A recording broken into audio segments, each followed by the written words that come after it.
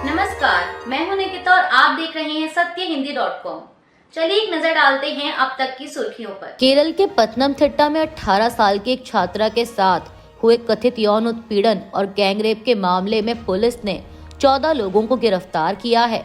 छात्रा का कहना है कि उसके साथ हुई यह घटना 3 से 4 सालों के दरमियान की है।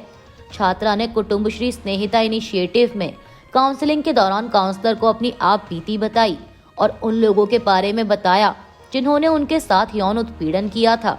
छात्रा का कहना है कि ये सभी उसके पड़ोसी, सहपाठी और यहाँ तक कि कथित रूप से अजनबी लोग थे। वहीं काउंसलर ने इसके बारे में चाइल्ड वेलफेयर कमेटी को जानकारी दी, जिसने प्रशासन के साथ मिलकर इस मामले की छानबीन शुरू की। बताया जा रहा है कि पुलिस को बुलाने से पहले CWC काउंसलर और एक मनोवैज्ञानिक ने छात्रा के साथ कई दौर की मुलाकातें की। इस बीच पत्तनमथिट्टा जिला क्राइम ब्रांच के मीडिया सेल के संजीव M ने बताया कि पहले अभियुक्त के फोन में यौन उत्पीड़न का सबूत था, जिसका इस्तेमाल वह छात्रा का यौन उत्पीड़न करने और उसे ब्लैकमेल करने और उसे अपने दोस्तों के यहाँ ले जाने में करता था। उन्होंने बताया कि छात्रा सदमे में है और इस मामले में और भी गिरफ्तारियां हो सकती हैं।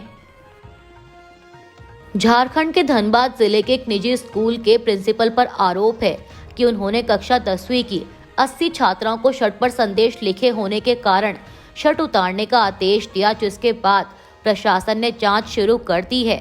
एक अधिकारी ने शनिवार को यह जानकारी दी। PTI की एक रिपोर्ट के मुताबिक लड़कियों को कथित तौर पर बिना शर्ट के ब्लेजर में घर लौटने के लिए मजबूर किया गया। धनबाद की डिप्टी कमिश्नर माधवी मिश्रा ने बताया कि यह घटना शुक्रवार को जोड़ापोखर थाना क्षेत्र के डिगवाड़ी स्थित एक प्रतिष्ठित स्कूल में हुई। भाजपा ने शनिवार को दिल्ली विधानसभा चुनाव 2025 के लिए अपने 29 उम्मीदवारों की दूसरी लिस्ट जारी कर दी है। पार्टी के एक्स हैंडल पर साझा की गई लिस्ट के मुताबिक कपिल मिश्रा को करावल नगर से और हरीश खुराना को मोती नगर से टिकट मिला है। आपको बता दें कि भाजपा ने पहली लिस्ट 4 जनवरी को जारी की थी। इसमें भी 29 उम्मीदवारों के नाम शामिल थे। इस पहली लिस्ट में अपने विवादित टिप्पणियों से चर्चा में आए बीजेपी के पूर्व सांसद रमेश पिथौड़ी को कालकाजी से टिकट दिया गया था, जहां से मौजूदा मुख्यमंत्री आतिशी चुनाव लड़ रही हैं। आपको बता दें कि दिल्ली विधानसभा चुनाव 2025 एक चरण में होंगे और सभी 70 विधानसभा सीटों पर 5 फरवरी को वोटिंग होगी, जबकि परिणाम 8 फरवरी को आएंगे। भाजपा ने शनिवार को नई दिल्ली में झुग्गी बस्ती प्रधान सम्मेलन आयोजित किया था। इस दौरान केंद्रीय गृह मंत्री अमित शाह ने कहा कि दिल्ली के झुग्गी वासी झूठे वादे करने वाले अरविंद केजरीवाल को सबक सिखाने जा रहे हैं। उन्होंने कहा कि भाजपा अपने घोषणा पत्र में झुग्गी झोपड़ी वासियों की सभी समस्याओं का समाधान लेकर आ रही है। वहीं अब अमित शाह के इस दावे पर आम आदमी पार्टी सांसद संजय सिंह ने पलटवार करते हुए कहा कि इस देश में झुग्गियों को, गरीबों को उजाड़ने का सबसे अधिक पाप उनके घरों पर बुलडोजर चलाने का, उनकी दुकानों पर बुलडोजर चलाने का सबसे अधिक पाप आज़ादी के बाद अगर किसी पार्टी ने किया है तो उसका नाम है भारतीय जनता पार्टी। संजय सिंह ने PTI से कहा कि जून 2022 में 30 घर इन्होंने उजाड़े और 100 लोगों की जिंदगी बर्बाद की। 2022 के मई महीने में इन्होंने 25 परिवारों को तहस नहस किया। 2022 में ही 800 परिवारों को इन्होंने बुलडोजर चलाकर तहस नहस किया। 2023 के फरवरी में 25 घरों को इन्होंने उजाड़ा। 2023 के फरवरी में 80 घरों को उजाड़ा और 300 लोगों को बेघर किया। ये आंकड़े हैं जिसमें इन्होंने दिल्ली के गरीबों को बेघर करने का काम किया है। भाजपा के मुख्यमंत्री चेहरे को लेकर अरविंद केजरीवाल द्वारा किए गए दावे पर भाजपा का बयान आया है। इस पर केंद्रीय गृह मंत्री अमित शाह ने जवाब देते हुए अरविंद केजरीवाल पर झूठ फैलाने का आरोप लगाया। उन्होंने पूछा कि क्या केजरीवाल बीजेपी का मुख्यमंत्री पद का चेहरा तय कर सकते हैं? वह कौन होते हैं इस तरह के दावे करने वाले? आपको बता दें कि शनिवार को केजरीवाल ने एक प्रेस कॉन्फ्रेंस के दौरान कहा था कि आम आदमी पार्टी ने शुरू से ही स्पष्ट किया हुआ है कि मैं मुख्यमंत्री पद का दावेदार हूं। बीजेपी ने शुक्रवार को CEC की बैठक की और अब सूत्रों से सामने आ रहा है कि वो रमेश पिथौड़ी को मुख्यमंत्री पद का दावेदार बना सकती है। सूत्रों ने कहा है कि नाम की घोषणा 1 या 2 दिन में कर दी जाएगी। केरल के भाजपा नेता PC जॉर्ज पर कथित तौर पर धार्मिक नफरत भड़काने वाली टिप्पणी करने के मामले में पुलिस ने केस दर्ज किया है। समाचार एजेंसी पीटीआई के मुताबिक इस हफ्ते की शुरुआत में एक टीवी चर्चा के दौरान जॉर्ज पर अल्पसंख्यक समुदाय के खिलाफ हेट स्पीच देने का आरोप लगा था। केरल की पुलिस ने मुस्लिम यूथ लीग म्यूनिसिपल कमेटी की शिकायत के आधार पर शुक्रवार को उनके खिलाफ मामला दर्ज किया। पुलिस ने बताया कि आगे की कार्यवाही जल्द ही शुरू की जाएगी। वरिष्ठ नेता के खिलाफ पीएनएस की कई धाराओं के अंतर्गत मामला दर्ज किया गया है। वहीं इस बीच भाजपा ने जॉर्ज के खिलाफ मामला दर्ज किए जाने की निंदा की और इसे एलडीएफ सरकार का राजनीतिक प्रतिशोध बताया।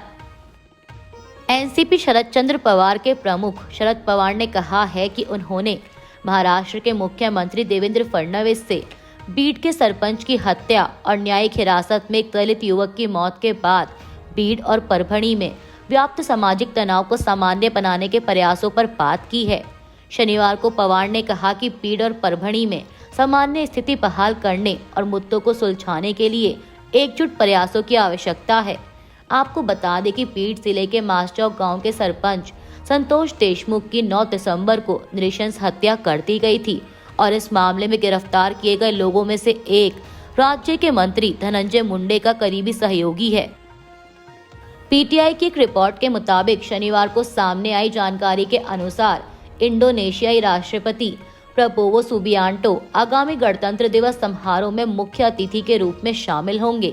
मामले से परिचित लोगों ने शनिवार को यह जानकारी दी। ऐसा माना जा रहा है कि नई दिल्ली द्वारा यह मुद्दा उठाए जाने के बाद सुबियांटो के भारत दौरे के तुरंत बाद पाकिस्तान जाने की संभावना नहीं है।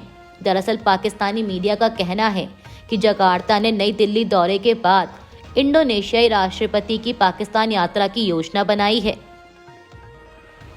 तेलंगाना सरकार ने शनिवार को रामचरण की अभिनीत फिल्म गेम चेंजर के लिए टिकट की कीमतों में वृद्धि की अनुमति देने वाले अपने आदेश को वापस ले लिया है।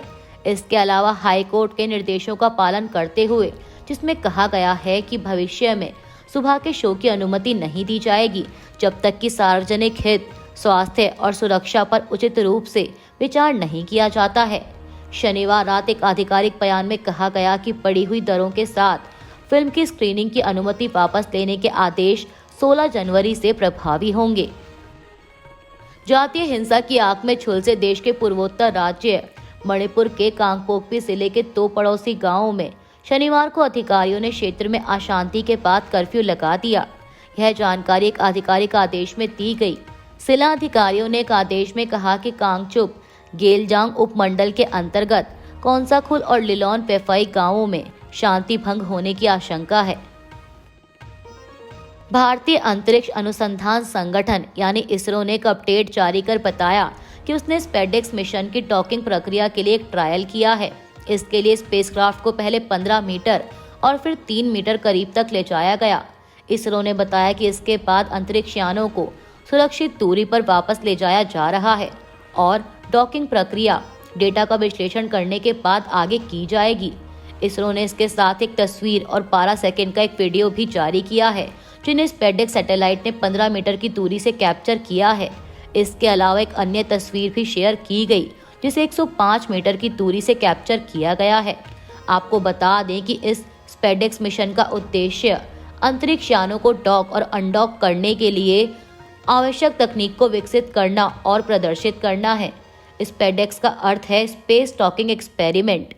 अभी के लिए बस इतना ही। बाकी की खबरों के लिए बने रहिए सत्यहिंदी.com के साथ।